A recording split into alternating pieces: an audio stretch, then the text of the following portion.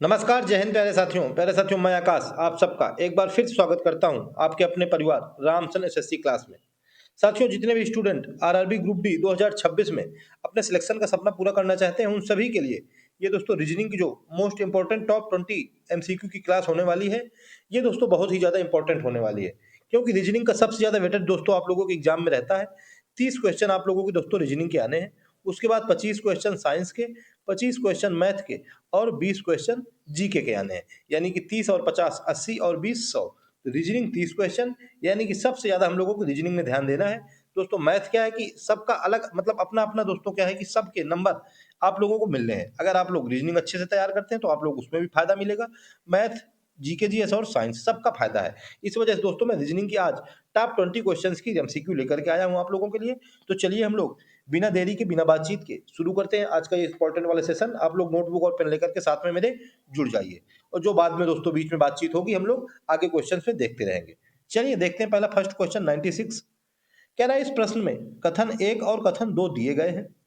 ये कथन स्वतंत्र कारण या स्वतंत्र कारणों के प्रभाव या सामान्य कारण हो सकते हैं। कथन स्वतंत्र हो सकते हैं या स्वतंत्र कोई कारण हो सकता है, प्रभाव हो सकता है या अन्य कारण हो सकते हैं।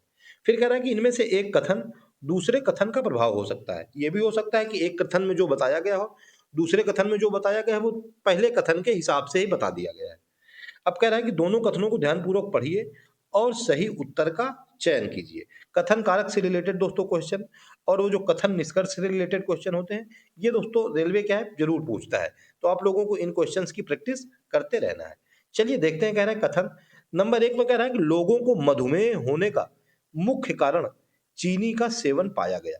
मधुमेह यानी कि डायबिटीज, कह रहा है कि इसका मुख्य कारण क्या यानी कि मेन रीजन ये बताया गया कि चीनी यानी कि शुगर का सेवन। ठीक है। नंबर 2 में कह रहा है कि लोग अधिक चीनी वाले खाद्य पदार्थों से यानी कि खाद्य पदार्थ खाने से परहेज कर रहे हैं, क्योंकि दोस्तों डायबिटीज का यानी कि मधुमेह का मुख्य कारण बताया गया चीनी। इस वजह से लोग क्या कर रहे हैं कि अब खाद्य पदार्थों का परहेज कर रहे हैं।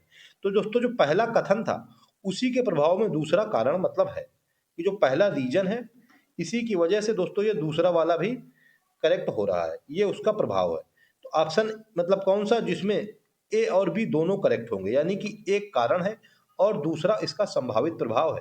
ऑप्शन नंबर ए बिल्कुल राइट आंसर हो जाएगा, क्योंकि दोस्तों कारण क्या है कि चीनी खाने से डायबिटीज होती है। इसी वजह से लोग क्या कह रहे हैं कि चीनी वाले जितने भी पदार्थ हैं उनको खाने से परहेज कर रहे हैं। यानी कि जो पहला वाला कारण हो गया, रीजन हो गया, दूसरा उसका प्रभाव हो गया। ऑप्शन नंबर ए हम लोगों को बिल्कुल राइट आंसर निकल करके आ गया। ये दोस्तों जो कथन वाले, कारक वाले, निष्कर्ष वाले क्वेश्चन हैं, इन सारे के सारे क्वेश्चंस को दोस्तों आप लोग कमेंट करके इनका आंसर जरूर बताइएगा। आप लोग इसमें क्या होता है दोस्तों, सब लोगों के सोचने का अपना अलग-अलग नजरिया होता है। सब लोग अलग-अलग तरीके से दोस्तों सोचते हैं, कोई किसी तरीके से, कोई किसी तरीके से। तो आप लोग इस ये जितने मैं और किसी क्वेश्चन को नहीं करूंगा, ये जितने कथन निष्कर्ष कथन कारक वाले क्वेश्चन आए इनका आंसर मुझको आप लोग कमेंट करके जरूर बताना। ठीक है। चलिए नेक्स्ट क्वेश्चन देखते हैं हम लोग। क्वेश्चन नंबर आज का सेकंड, यानी कि क्वेश्चन नंबर 97। यानी कि दोस्तों फिर से यही क्वेश्चन आ गया। कह रहा है कि नीचे एक कथन दिया गया है जिसके बाद एक और दो क्रमांकित दो संभावित कारण दिए गए हैं।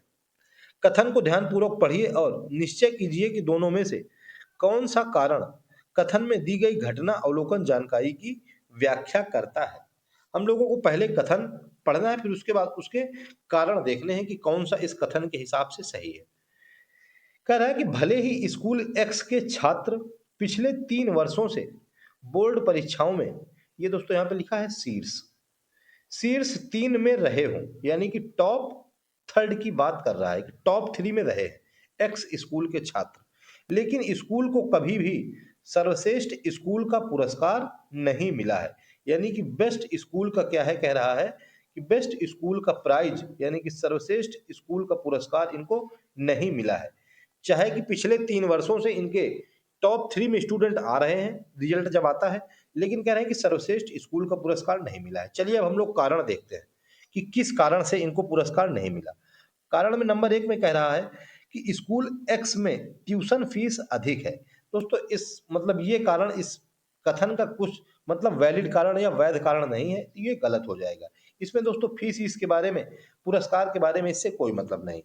नंबर 2 में कह रहा है कि सर्वश्रेष्ठ स्कूल का पुरस्कार शिक्षा के साथ साथ अन्य गतिविधियों को भी ध्यान में रखता है। ये दोस्तों ऑप्शन बिल्कुल राइट हो जाएगा, ऑप्शन नंबर 2।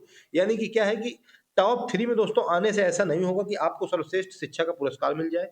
इसमें क्या होता है कि सर्वश्रेष्ठ शिक्षा में इसमें सब कुछ देखा जाता है कि आपके स्टूडेंट पंक्चुअल कितने हैं, आपके स्टूडेंटों को मतलब और किस-किस क्षेत्र में उनकी क्रिएटिविटी ज़्यादा है, स्पोर्ट में आप लोगों के स्कूल का कौन-सा रैंक चल रहा है, स्पीच देने में आप लोगों के स्कूल में कैसे बच्चे हैं, यानी कि ये सब कुछ दोस्तों एक्टिविटी देखी जाती हैं, ठीक है? तो ये क्या हो जाएगा, ऑप्शन नंबर 2 केवल करेक्ट होगा कथन के हिसाब से, यानी कि केवल 2 एक संभावित कारण है, बी नंबर हम लोगों को क्या हो जाएगा, राइट आंसर हो जाएगा, ठीक है? अदर एक्टिविटी दोस्तों उसके साथ में देखी जाती हैं, पढ़ाई के साथ में। इसी वजह से दोस्तों इसको प्राइज नहीं मिल पाया है, क्योंकि अदर एक्टिविटी में ये स्कूल पीछे रह रहा है, ठीक है? ऑप्शन बी हम लोगों का करेक्ट आंसर हो जाएगा। चलिए हम लोग नेक्स्ट क्वेश्चन की तरफ चलते हैं दोस्तों, क्वेश्चन नंबर 98 की तरफ। क्या किया दोस्तों, हम लोग बातचीत करने लगेंगे ना, तो 20 क्वेश्चन होते हैं दोस्तों, वो थोड़ा मतलब सेशन क्या हो जाता है कि बड़ा सेशन हो जाता है। फिर बच्चे क्या होते हैं कि बच्चे नहीं देखते हम लोगों का वीडियो और स्किप कर देते हैं, ठीक है? तो हम लोग ज़्यादा बातचीत नहीं करेंगे और अपना सेशन केवल कंप्लीट करेंगे। बस मैं इतना कहूँगा दोस्तों कि आप लोग अगर चैनल पे नए हो तो चैनल को सब्सक्राइब जरूर कर लीजिएगा, क्योंकि ऐसी इंपॉर्टेंट क्लासें मैं पर डे आप लोगों के लिए लेके आता हूँ। कल हम लोग मतलब अभी 20 क्वेश्चन आज इसके रीजनिंग के लेके आया हूँ, अभी शाम को आप लोगों को 20 या 25 क्वेश्चन एक बार फिर से लेकर के आऊंगा, और कल साइंस का इंपॉर्टेंट वाला सेशन लेकर के आऊंगा। चलिए, कह रहा है कि दिए गए विकल्पों में वह समूह चुने जिसमें संख्याओं के बीच संबंध दिए गए समूह के समान है। ऐसा विकल्प चुनना है कि ये जो दो संबंध दिए गए हैं, इन्हीं के समान एक तीसरा संबंध भी निकल करके आए। चलिए हम लोग देखते हैं कि दो संबंध कैसे दिए हैं। ये दिया हुआ 43, 47, 53। ये दोस्तों क्या है, अविभाज्य संख्याएं दी हुई हैं। इसी तरह दिया हुआ है 61, 67, 71। ये भी अविभाज्य संख्याएं दी हुई हैं, यानी कि ये सभी प्राइम नंबर दिए हुए हैं, ठीक है? क्या दिए हुए हैं, प्राइम नंबर, यानी कि अभाज्य संख्याएं जिनको कहते हैं, या अविभाज्य भी कह देते हैं, ठीक है? तो हम लोगों को ऐसा ऑप्शन देखना है कि जो कि अभाज्य संख्याओं की तरफ जा रहा हो। चलिए ऑप्शन देखते हैं। ऑप्शन नंबर फर्स्ट में 14, 18 और 25, ये तो दोस्तों नहीं हो जाएगा, ये तो गलत हो जाएगा। ऑप्शन नंबर सेकंड, इसमें भी 25 है दोस्तों, 27 है, ये भी गलत हो जाएगा। ऑप्शन नंबर थर्ड केवल हम लोगों को बिल्कुल सही लग रहा है। ऑप्शन डी में भी 21, 28, तो केवल सी नंबर ऑप्शन क्वेश्चन का बिल्कुल राइट आंसर हो जाएगा, ठीक है? प्राइम नंबर केवल ऑप्शन सी में हम लोगों को दिखाई दे रहा है। अभाज्य संख्याएं तो हम लोगों को इसी दो ऊपर रिलेशन दिए थे, इसी रिलेशन के अकॉर्डिंग तीसरा रिलेशन बन के आ रहा है, ऑप्शन नंबर सी वाला। ऑप्शन सी बिल्कुल राइट आंसर हो जाएगा, ठीक है? चलिए नेक्स्ट क्वेश्चन की तरफ चलते हैं हम लोग, क्वेश्चन नंबर 99 की तरफ। क्वेश्चन 99, चलिए मेरे साथ में पढ़िए। कह रहा है कि एक निश्चित प्रकार से PRO5 का संबंध OSQ15 से है, यानी कि इसका संबंध इससे है। फिर कह रहा है कि ठीक इसी प्रकार इसका संबंध इससे है। तो हमसे कह रहा है कि अब बताइए उसी तर्क का उपयोग करते हुए कि निम्नलिखित में से किसका संबंध MAC9 से है। यानी कि इधर लेफ्ट साइड वाला हमको पता करना है। हमको दिया है कि PRO5 इसका संबंध दिया है Q मतलब OSQ15 से। सबसे पहले तो हम लोगों को दिखाई दे रहा है ये 5, ये 15, यानी कि मल्टीप्लाई 3 हुआ है। 5 3 जा 15, यानी कि यहाँ पर अगर 9 है तो इधर जो हमसे संबंध पूछ रहा है वो 3 होगा, यानी कि ऑप्शन बी तो हम लोगों को गलत हो जाएगा। यानी कि ए नंबर, सी नंबर और डी नंबर ऑप्शन बचे, ठीक है? क्योंकि ये हमसे राइट हैंड साइड में हमसे पूछा है। दूसरा हमको दिया है OPO मतलब OPO, इसके बाद 10, इसका संबंध दिया हुआ है NQQ, उसके बाद 30। ये देखिए दोस्तों N, ये 30, यानी कि इसका भी 3 से मल्टीप्लाई है, यानी कि 3 से मल्टीप्लाई वाला आएगा ये 9। चलिए अब हम लोग देख लेते हैं। ये P दिया हुआ है, जो ये P के बाद ये O, ये R, ये R के बाद यस, P के बाद O, O के बाद P आता है, यानी कि एक माइनस हुआ है। इसी तरह ये दिया है O, O के बाद N, यानी कि MN, N MN O, एक माइनस हो रहा है, यानी कि ये जो हमसे M है, ये M एक माइनस होकर के लिखा जाएगा, M के पहले वाला आएगा, मतलब ये N O आया था तो M के बाद आएगा N, यानी कि दोस्तों ये भी ऑप्शन चला जाएगा। ऑप्शन ए और ऑप्शन डी केवल बच रहे हैं, एन आ गया और 3 आ गया। एन और जेड ये दो सेम हो गए, हमको केवल लास्ट वाला देखना है। चलिए हम लोग लास्ट वाला देखते हैं। ओ के बाद दिया हुआ है पी और क्यू। ये अगर ओ को क्यू से मिलाएं यानी कि एक का गैप है, ओ पी क्यू, यानी कि इधर अगर सी है तो फिर आया होगा ए बी सी, यानी कि ए नंबर ऑप्शन हम लोगों को बिल्कुल राइट आंसर हो जाएगा। ठीक है, क्या आएगा? एन, इसके बाद जेड ए 3, एक इसको माइनस में लिखना था, यानी कि इसके पहले वाला जो आया होगा, यानी कि ये आया होगा एम। जेड क्या करना था, ये दो दो सेम थे ना, इस वजह से हम लोगों ने इसको नहीं पता किया था। आर एस, यानी कि जेड के बाद ए आ, मतलब यहाँ पे क्या था, ए था यहाँ पे, यानी कि यहाँ पे जेड आ जाएगा, एन जेड यानी कि ए आ जाएगा, और ए के बाद यहाँ पर सी आ जाएगा। ये तो हम लोगों को मतलब प्रूव कर दिया है। ए नंबर ऑप्शन हम लोगों को बिल्कुल राइट आंसर हो जाएगा। यही हम लोगों को संबंध निकल करके आएगा। ठीक है, आप लोग इसको अच्छे से देख लीजिएगा। पी का ओ से यानी कि एक माइनस हुआ है, आर का एस से यानी कि एक प्लस हुआ है, ओ का क्यू से यानी कि ओ पी क्यू यानी कि एक प्लस हुआ है। ठीक है, और 5 का 3 से मल्टीप्लाई हो गया। चलिए नेक्स्ट देखते हैं क्वेश्चन नंबर 100। 100 नंबर क्वेश्चन क्या कह रहा है? कह रहा है कि 800 लोगों की एक पंक्ति में रेचल बाएं से 350वें स्थान पर है। 800 लोगों की पंक्ति है, ये लीजिए, मान लीजिए रेचल बाएं से यानी कि ये लेफ्ट है, यहां से कौन से स्थान पर है? 350वें पर। ये मान लीजिए कि ये है 350वां स्थान, ये किसका है? आर यानी कि रेचल का। कह रहा है कि यदि रेचल और उसके दाएं एक व्यक्ति के बीच 400 लोग हैं, 350 और इसके दाएं एक व्यक्ति के बीच कितने लोग हैं? 400 लोग हैं, यानी कि 350 और 400 कितने हो गए? ये हो गए 750। और इसका नंबर कौन सा आ गया? इसका नंबर आ गया 751वां। ये कौन सा हो गया? ये हो गया एक व्यक्ति। ठीक है, अब हमसे कह रहे हैं कि बताइए दाएं से उस व्यक्ति का स्थान क्या है, यानी कि राइट हैंड साइड से हम लोगों से पूछ रहा है कि बताइए इस व्यक्ति का स्थान क्या है। टोटल कितने लोग हैं दोस्तों? टोटल 800 लोग हैं। 751वां नंबर इसका है, यानी कि अगर हम लोग इसका स्थान पता करना चाहें तो 800 में से अगर 751 घटा दें, अब अगर 751 घटा देंगे तो ये इसका जो 751 नंबर है ये भी घट जाएगा, यानी कि ये अगर घट जाएगा तो हमको इसका नंबर पता कैसे चलेगा? तो हम लोग इसमें एक ऐड कर देंगे, यानी कि 851 में से 7 मतलब 800 में 751 घटाएंगे, एक ऐड कर देंगे, यानी कि 801 में से 751 घटा देंगे तो 50वां स्थान निकल करके आ जाएगा। डी नंबर ऑप्शन हम लोगों का राइट हो जाएगा। ठीक है, अगर दोस्तों आप लोगों को एक ऐड नहीं करना है तो फिर क्या करना है कि इसमें 751 की जगह में क्या करेंगे? 750 को घटा देंगे। ठीक है, एक कम करके घटाइए, क्योंकि अगर 751 घटाए तो दोस्तों ये प्लेस भी घट गया, हमको इसी प्लेस की वैल्यू फाइंड करना है, इसी वजह से हम लोगों ने इसमें एक ऐड कर दिया है। ठीक है, 800 में से 751 घटाए और एक ऐड किया, 50वां place, option number D correct answer निकल करके आ गया। ठीक है, आप लोगों को अच्छे से समझ में आ गया होगा, और अगर आप समझ में आ गया हो तो फिर एक कमेंट करके मुझको जरूर बताइए, थंब बना करके भेज दीजिएगा। चलिए नेक्स्ट देखते हैं क्वेश्चन नंबर 101। क्या कहता है 101 नंबर क्वेश्चन? कह रहा है दिए गए शब्दों को अंग्रेजी वर्णमाला के अनुसार क्रम में व्यवस्थित कीजिए। ये जो हमारी अंग्रेजी की वर्णमाला डिक्शनरी, इसके अनुसार हमको व्यवस्थित करना है, अंग्रेजी वर्णमाला के अनुसार, यानी कि ए बी सी जो जैसे नंबर में आएगा सबसे पहले जो आता है उसके बाद जो आएगा, ऐसे हमको मतलब जैसी हमारी डिक्शनरी होती है हम लोग लेकर के आते हैं, सेम वैसे ही हमको अरेंज करना है। तो एल से तो सब स्टार्ट है, एल वाले से तो कोई मतलब नहीं है। अब एल के आगे से स्टार्ट होगी हमारी कहानी। अब एल के बाद हम लोगों को देखना है कि एल के बाद क्या आता है। एल के बाद दोस्तों ओ, यानी कि दूसरे नंबर में ओ सब में सेम है, यानी कि दो प्लेस तो हमारे बराबर हो गए, एल ओ यानी कि सब में सेम है। अब एल ओ यानी कि 2 नंबर के बाद देखते हैं। 2 नंबर के बाद देखिए सबसे बाद पहले क्या आता है? जी, यानी कि 4 नंबर, एल ओ जी, यानी कि 4 नंबर सबसे पहले आ गया। ठीक है, एल ओ जी, जी के बाद क्या आएगा? H I. ठीक है, क्या आएगा जी के बाद? एच और आई, यानी कि अब जी के बाद आई का नंबर आने वाला है, यानी कि 2 नंबर का नंबर आएगा। 4 नंबर सबसे पहले, उसके बाद 2 नंबर, एल ओ आई। ऑप्शन में हमको 4 नंबर और 2 नंबर केवल एक ही ऑप्शन में दिखाई दे रहे हैं इस समय, ऑप्शन नंबर डी में।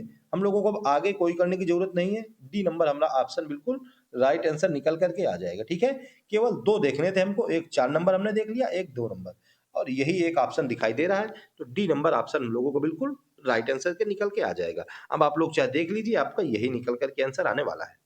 तो चलिए हम लोग अब नेक्स्ट क्वेश्चन की तरफ चलते हैं, क्वेश्चन नंबर 102 की तरफ। आप लोगों को भी दोस्तों केवल 1 या 2 ऑप्शन ही देखने हैं और तुरंत स्मार्ट अप्रोच के साथ अपना आंसर निकाल देना है। चलिए हम लोग देखते हैं इंपॉर्टेंट वाला और एक नेक्स्ट क्वेश्चन। सारे के सारे क्वेश्चन दोस्तों इंपॉर्टेंट हैं, आप लोग बस इनको अच्छे से देखते जाइए और कवर करते जाइए।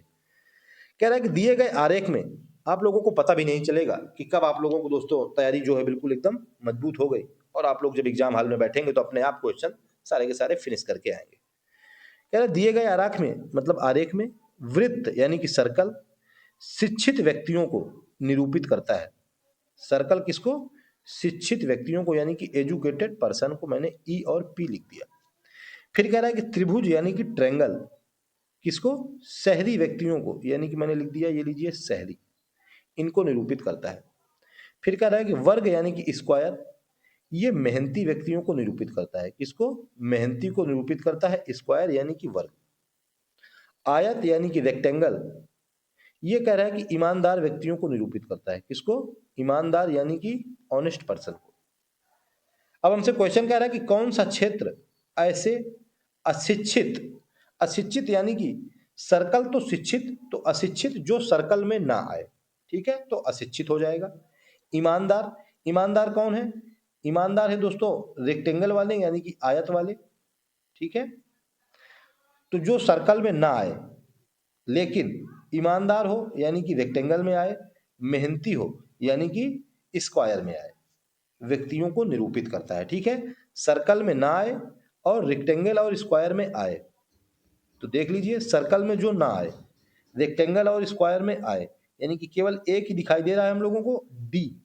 ठीक है, कौन सा? डी दोस्तों, देख लीजिए आप लोग सही से, केवल डी ही दिखाई दे रहा होगा, जो कि दोस्तों सर्कल में नहीं आ रहा, रेक्टेंगल में आ रहा है और स्क्वायर में आ रहा है। ये दोस्तों स्क्वायर, ये रेक्टेंगल और सर्कल में नहीं आ रहा, केवल डी। तो कौन सा ऑप्शन हो जाएगा दोस्तों? ऑप्शन नंबर सी हम लोगों को बिल्कुल राइट आंसर निकल करके आ जाएगा। ठीक है, डी क्या हो जाएगा?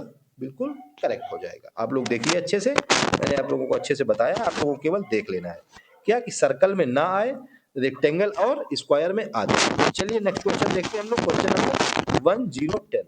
फिर से आ गया दोस्तों इंपॉर्टेंट वाला क्वेश्चन। अब आप लोगों को इस क्वेश्चन में कमेंट करके जरूर बताना है मुझको।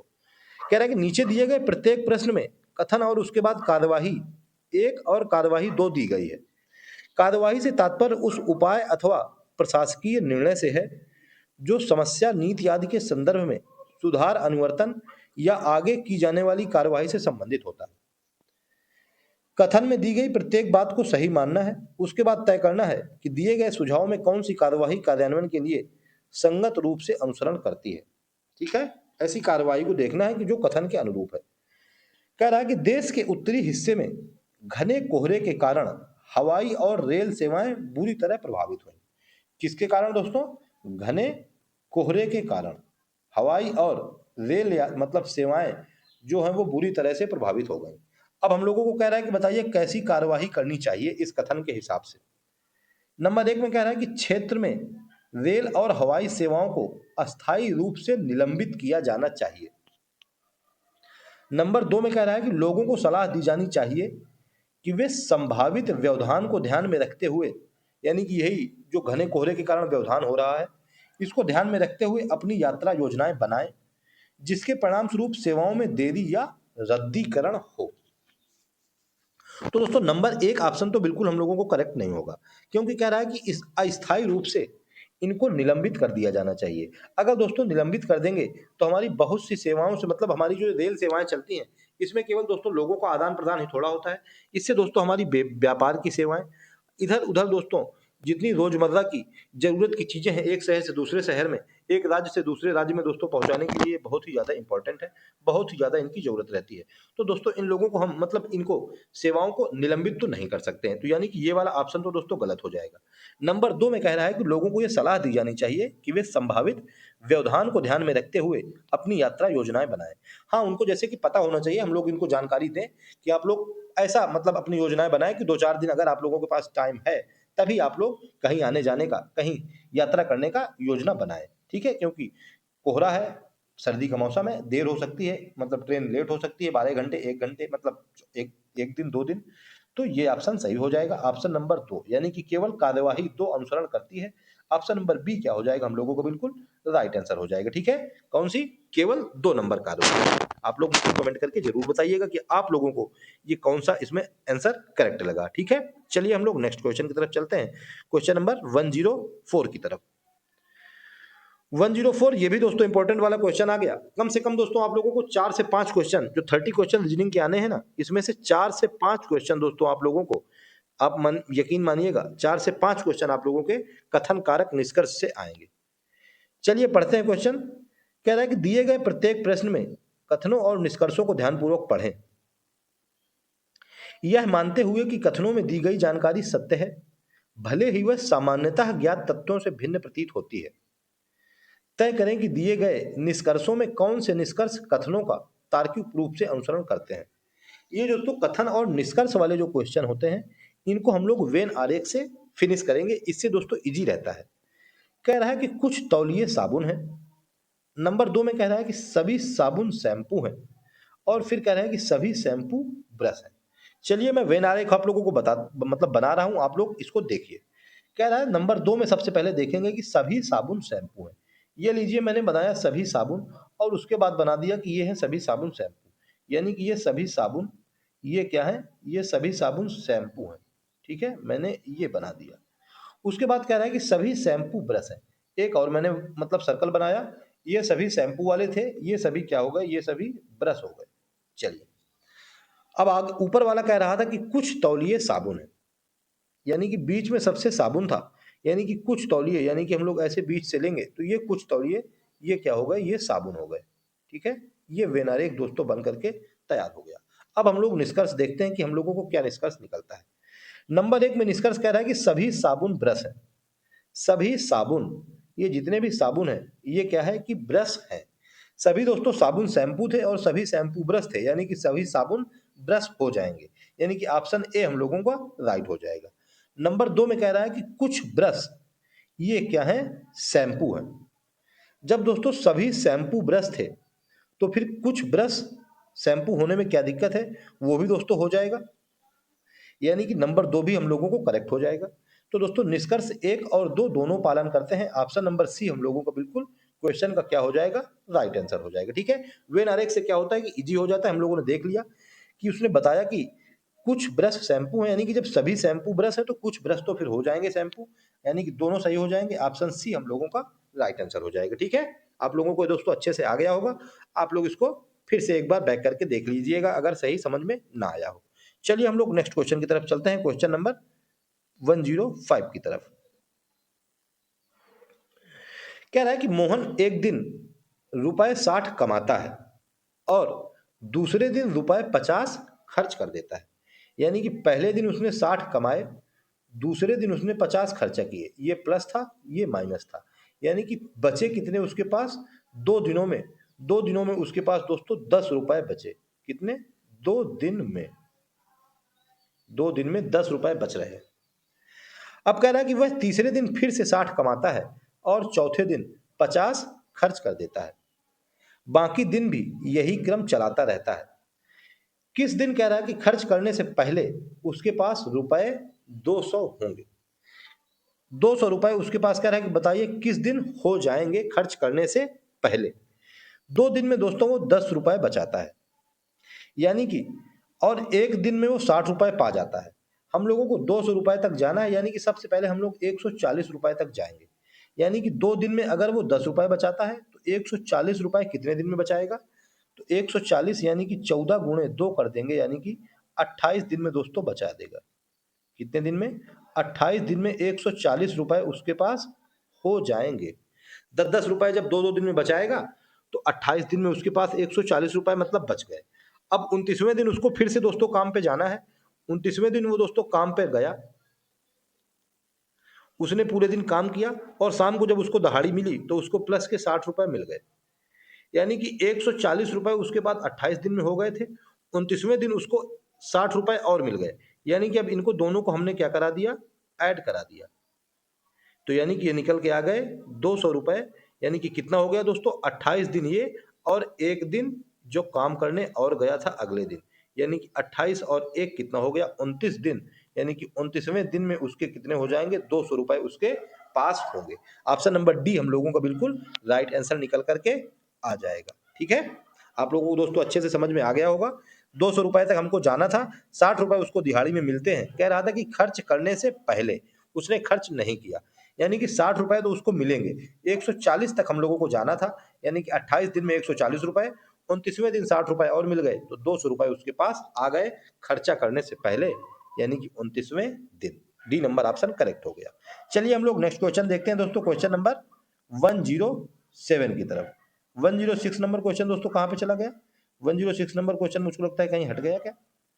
हाँ दोस्तों, लगता है पीपीटी में नहीं लग पाया है। चलिए मैं दोस्तों आप लोगों को कल बता दूंगा इसको। देखते हैं हम लोग 107। कह रहा है कि यदि संख्या ये दी हुई है कि अंकों को बाएं से दाएं आरोही क्रम में पुनः व्यवस्थित किया जाए तो कितने अंकों की स्थिति समान रहेगी। यानी कि संख्या दी हुई है 2, 5, 6, 7, 3, 4 और 9। अब इसको कह रहा है कि बाएं से दाएं आरोही क्रम में, यानी कि छोटे से बड़े में। आरोही क्रम क्या होता है, आरोही क्रम होता है छोटे से बड़ा। पहले दोस्तों सबसे छोटा आएगा, उसके बाद फिर उससे बड़ा, फिर उससे बड़ा। चलिए हम लोग इसको आरोही क्रम में लिखते हैं। सबसे पहले 2 आ जाएगा, फिर आ जाएगा 3, फिर 4, फिर 5, फिर 6, फिर 7 और 9। तो अब कह रहा है कितने अंकों की स्थिति समान रहेगी। चलिए देखिए कितने के समान है, 2 की समान है और उसके बाद दोस्तों केवल 9 की समान है, यानी कि 2 अंकों की समान रहेगी स्थिति। ऑप्शन नंबर सी बिल्कुल करेक्ट आंसर हो जाएगा। ठीक है, 2 और 9। ठीक है, कितने अंकों की, 2 अंकों की स्थिति क्या रहेगी, समान रहेगी। ठीक है ना, आप लोगों को अच्छे से समझ में आ गया होगा। मतलब देखिए और किसी की समान तो है नहीं, अब उसमें समझना क्या है, 2 हो गया और 9 हो गया, तो यही दोनों की समान है। ऑप्शन सी मतलब करेक्ट हो गया। चलिए नेक्स्ट देखते हैं question, question number 108। Important question है दोस्तों ये, मैथ का मान लीजिए आप लोग इसको, क्वेश्चन केवल रीजनिंग में दिया गया है।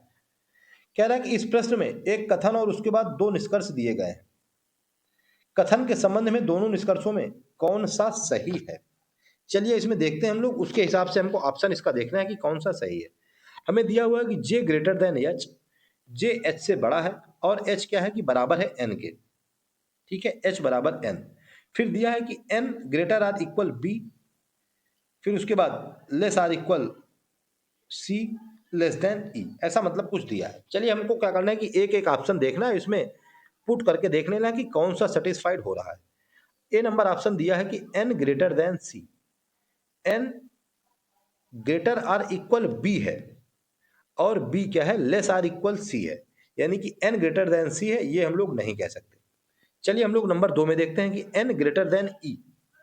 ये भी दोस्तों हम लोग नहीं कह सकते क्योंकि ई जो है वो सी से बड़ा है, ये भी दोस्तों नहीं कह सकते। आप लोग देख रहे होंगे एन बी से तो बड़ा है, लेकिन सी बी से बड़ा भी है, बराबर भी है, और ई तो सी से बड़ा है, तो ये तो दोस्तों गलत हो गया। नंबर सी ऑप्शन देखते हैं, एच लेस देन बी।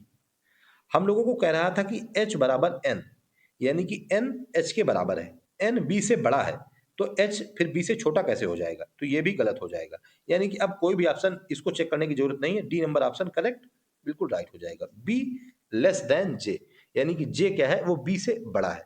हम लोगों को दे रहा है सबसे बड़ा, जी जे दिया है सबसे बड़ा वैसे भी, यानी कि जे बी से बड़ा हो जाएगा। ऑप्शन डी बिल्कुल करेक्ट आंसर हो जाएगा। ठीक है, सबसे बड़ा वैसे भी दिया हुआ है जे, जे बड़ा है एच से, यानी कि अब वो एन से बड़ा हो गया। एन बी से बड़ा था, यानी कि एन जे से भी बड़ा हो गया। ऑप्शन बी मतलब डी हम लोगों का राइट आंसर निकल के आ गया। आप लोगों को दोस्तों समझ में आ गया होगा।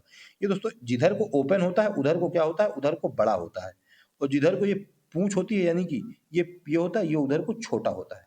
ठीक है, ओपन साइड बड़ा कहा जाता है। चलिए नेक्स्ट देखते हैं क्वेश्चन हम लोग, क्वेश्चन नंबर 109। फिर से आ गया दोस्तों कथन और कारक का क्वेश्चन, इंपॉर्टेंट वाला। देखिए आज मैंने कम से कम 5 क्वेश्चन दोस्तों आप लोगों के लिए कवर कराए हैं। आप लोगों को बस ये करना है कि 5 के पांचों क्वेश्चन मुझको कमेंट करके जरूर बताना है कि आप लोगों को ये इसका आंसर कैसा लगा और आप लोगों ने इसको कैसे सोच करके इसका आंसर क्या निकाला। दिया है वही दोस्तों कि कथन और निष्कर्ष को ध्यानपूर्वक पढ़िए और फिर उसको ज्ञात तथ्यों से अनुसरण करते हैं। चलिए कथन पढ़ते हैं हम लोग। कह रहा है कि सभी राजाओं के बाल धूसर रंग के होते हैं, सभी राजाओं के बाल। फिर कह रहा है कि कुछ योद्धा राजा बनते हैं। इसको हम लोग देखते हैं कि कथन और कारक से है, यानी कि कथन निष्कर्ष है, विन आरेख से कर सकते हैं। सभी राजाओं के बाल धूसर रंग के, ये राजाओं के बाल हो गए, यानी कि राजा मैं यहाँ पे लिख देता हूं। ये इसके बाल कैसे होते हैं? धूसर, ये कलर। ठीक है। फिर कह रहा है कि कुछ योद्धा राजा बनते हैं, यानी कि ऐसे हो गया कुछ योद्धा राजा बनते हैं, ये हो गया योद्धा। ठीक है। चलिए निष्कर्ष देखते हैं। निष्कर्ष एक में कह रहा है कि सभी योद्धाओं के बाल धूसर रंग के होते हैं। कुछ के दोस्तों कह रहा था, सभी के तो ये गलत हो गया ऑप्शन, मतलब ये नंबर एक निष्कर्ष गलत है। नंबर दो में कह रहा है कि सभी धूसर रंग वाले योद्धा राजा होते हैं।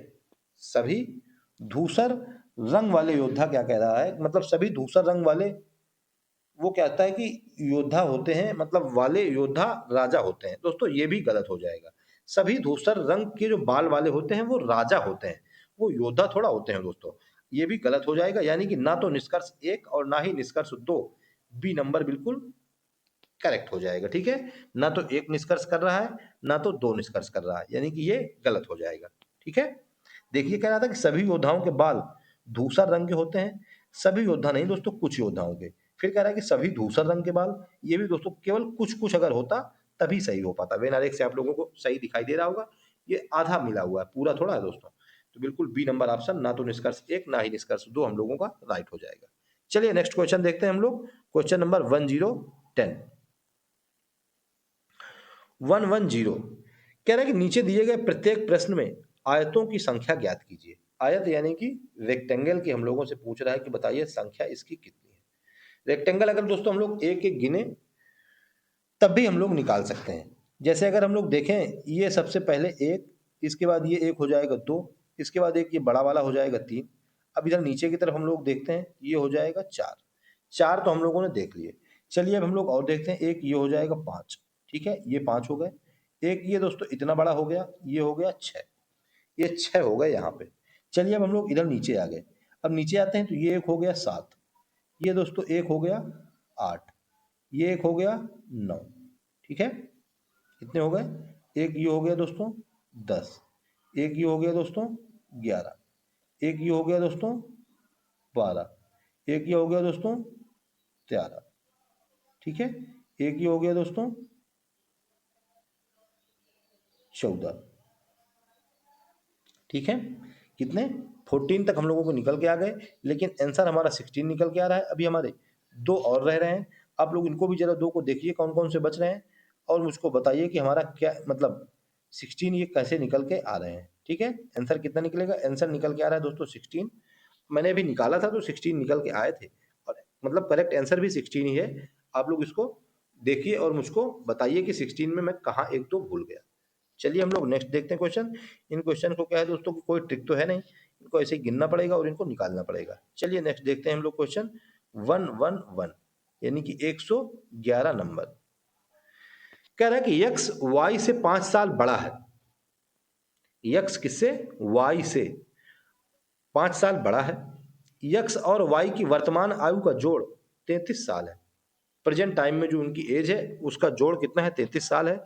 तो कह रहा है कि वाई की उम्र 7 साल बाद क्या होगी। वाई की उम्र हमसे पूछ रहा है, और पहले उसने कहा था कि एक्स जो है वो वाई से 5 साल बड़ा है। हमने माना कि वाई की उम्र वाई है, हमने ये मान लिया। तो एक्स की उम्र कितनी हो गई? एक्स की हो जाएगी, क्योंकि ये वाई से 5 साल दोस्तों बड़ा है, वो हो जाएगी वाई प्लस 5। ये हो गई दोस्तों एक्स की उम्र। उसने कहा कि इनके दोनों की उम्र का जोड़ 33 साल है, यानी कि वाई प्लस 5, यानी कि वाई प्लस 5 कितना है? ये 33 साल है। यानी कि ये हो गया 2y, ये उधर चला जाएगा तो ये आ जाएगा 28, ये आ जाएगा y बराबर 14। ठीक है, कितना हो गया? 14। ये निकल के आ गई y की उम्र। हमने मानी थी y की एज y साल। हमसे कह रहा है कि y की उम्र 7 साल बाद कितनी होगी। 14 अभी है, 7 साल में 7 जोड़ देंगे, 14 7 21। ऑप्शन डी राइट आंसर निकल के आ जाएगा। ठीक है, कितने हो जाएगी? 21। डी नंबर ऑप्शन क्या हो जाएगा हम लोगों को दोस्तों? बिल्कुल राइट आंसर निकल करके आ जाएगा। ठीक है ना। आप लोगों को दोस्तों आ गया होगा। मैथ का ये भी दोस्तों समय वाला, मतलब एज से जो रिलेटेड क्वेश्चन आते हैं ना मैथ में, वही वाला ये क्वेश्चन है, बस इसमें थोड़ा सा सिंपल दे दिया है। चलिए हम लोग नेक्स्ट क्वेश्चन देखते हैं दोस्तों। क्वेश्चन नंबर 112 यानी कि 1112। हमने दोस्तों 96 नंबर क्वेश्चन से स्टार्ट किया था, 1112 नंबर क्वेश्चन पर हम लोग आ गए, यानी कि 96 और 400, यानी कि हम लोग 16 नंबर क्वेश्चन दोस्तों फिनिश कर रहे हैं। कह रहा है कि 22 विद्यार्थी उत्तर की ओर यानी कि नॉर्थ साइड की ओर अभिमुख होकर एक पंक्ति में खड़े हैं। कितने? 22 स्टूडेंट्स। फिर कह रहा है कि सुमन बाएं छोर से 14वें स्थान पर है। 22 विद्यार्थी ये लोग ये खड़े हैं उत्तर की ओर, नॉर्थ साइड की ओर मुंह किए हुए हैं, ठीक है। टोटल कितने हैं? 22 स्टूडेंट। कह रहा है कि सुमन बाएं छोर से 14वें स्थान पर है। ये बाएं साइड है, यानी कि ये लेफ्ट साइड है। यहां से 14वें स्थान पर है, यानी कि ये मान लीजिए 14 नंबर प्लेस, 14वां नंबर स्थान, ठीक है। कौन? सुमन। अब हमसे कह रहा है कि यदि दीपा सुमन के दाएं से दूसरे स्थान पर है, दीपा यानी कि एक यहां पर कोई है और यहां पर है दीपा, ठीक है। यानी कि सुमन 14वें नंबर पर थी, 15वें नंबर पर कोई और है और 16 नंबर पर कौन है? 16 नंबर पर दीपा है। तो हमसे कह रहा है कि पंक्ति के दाएं छोर से दीपा का स्थान क्या है। पंक्ति में दोस्तों टोटल 22 स्टूडेंट से, लेफ्ट साइड से दीपा 16 नंबर पर है, राइट साइड से कितने नंबर पर हो जाएंगी? यानी कि 22 माइनस 16। अब 16 अगर माइनस कर देंगे तो 16 में इसका प्लेस भी माइनस हो जाएगा। अब अगर प्लेस माइनस हो गया है तो हमको प्लेस काउंट करना है, इस वजह से एक इसमें जोड़ देंगे, प्लस का 1 कर देंगे, यानी कि 22 में 16 चला जाएगा तो 6 आ जाएगा, 6 में 1 जोड़ देंगे तो 7, यानी कि ए नंबर ऑप्शन 7वां स्थान क्या हो जाएगा? बिल्कुल राइट आंसर निकल करके आ जाएगा, ठीक है। 7th नंबर का प्लेस यानी कि option number A right answer हो जाएगा, ठीक है। क्या करना था कि टोटल में जो दोस्तों प्लेस होता है उसको घटा दिया जाता है। प्लेस अगर घटा देंगे तो फिर प्लेस भी घट गया है, अब उसमें प्लेस में हमको प्लेस की ही तो वैल्यू लिखनी है, इस वजह से एक हम लोगों को ऐड करना पड़ता है। चलिए हम लोग अब नेक्स्ट क्वेश्चन की तरफ चलते हैं। क्वेश्चन नंबर 113 नंबर क्वेश्चन की तरफ। ऐसे ही क्वेश्चन दोस्तों आप लोगों से पूछेगा, समझ लीजिएगा आप लोग, ठीक है। इनको बस देखते रहिएगा अच्छे से और कवर करते रहिएगा। अब कह रहा है कि नेक्स्ट क्वेश्चन 1113 में, यानी कि 113 नंबर क्वेश्चन, कि रामू पश्चिम की ओर 60 किलोमीटर दौड़ा, फिर बाएं मुड़ा और 15 किलोमीटर दौड़ा, फिर बाएं मुड़ा और 40 किलोमीटर दौड़ा, अंततः रामू किस दिशा की ओर अभिमुख है। अब कह रहा है कि जब अन्यथा विनिर्दिष्ट ना किया गया हो सभी मोड़ 90 डिग्री के हैं। जब तक बताया ना गया हो तब तक हम लोगों को 90-90 डिग्री की कोण मानने हैं, ये बता रहा है। कह रहा है कि रामू पश्चिम की ओर। चलिए सबसे पहले डायरेक्शन देख लेते हैं, डायरेक्शन कैसी होती है। ये इधर होता है ईस्ट, इधर होता है वेस्ट, इधर होता है नॉर्थ, इधर होता है साउथ। पश्चिम की ओर यानी कि इधर की ओर जा रहा है, यानी कि ये लीजिए पश्चिम की ओर गया, 60 किलोमीटर दौड़ गया, यहां से दौड़ रहा है रामू, यानी कि रामू को मैंने आर लिख दिया, आर ए लिख दिया। चलिए फिर बाएं मुड़ गया, यानी कि 60 किलोमीटर चला, फिर बाएं मुड़ा, ये बाएं मुड़ गया, कितना चला है? 15 किलोमीटर, ये लीजिए 15 किलोमीटर। फिर बाएं मुड़ा और 40 किलोमीटर, ये लीजिए बाएं मुड़ा यहां से और यहां से चला 40 किलोमीटर। अब हमसे कह रहा है कि बताइए रामू किस दिशा की ओर अभिमुख है। यानी कि दोस्तों इधर की ओर जा रहा है, इधर कौन सी दिशा होती है? इधर होती है ईस्ट, ईस्ट यानी कि बोले तो पूर्व। ऑप्शन नंबर डी दोस्तों बिल्कुल राइट आंसर हो जाएगा, ठीक है। ईस्ट यानी कि पूर्व दिशा हम लोगों को बिल्कुल करेक्ट आंसर हो जाएगा। चलिए नेक्स्ट क्वेश्चन देखते हैं। क्वेश्चन नंबर 114 यानी कि 114 नंबर क्वेश्चन, आज का सेकंड लास्ट क्वेश्चन, क्योंकि दोस्तों मैंने आज 115 नंबर क्वेश्चन तक कवर किए। कह रहा है कि नीचे 4 विकल्प दिए गए हैं, 3 एक प्रकार से समान है परंतु एक भिन्न है, तब उस भिन्न की पहचान कीजिए। हम लोगों को उस भिन्न की पहचान करना है। चलिए भिन्न की पहचान करते हैं। ऑप्शन नंबर ए में दिया हुआ है एम, एम के बाद क्यू, क्यू के बाद जेड, जेड के बाद ई, यानी कि एम और क्यू के बीच 4 का डिफरेंस है। क्यू और जेड, क्यू, क्यू के बाद R S T U V W X Y Z, यानी कि 9 का डिफरेंस है क्यू और जेड के बीच में, और जेड और ई के बीच में 5 का डिफरेंस है, 4, 5 और 9 का। ऑप्शन नंबर बी देखते हैं।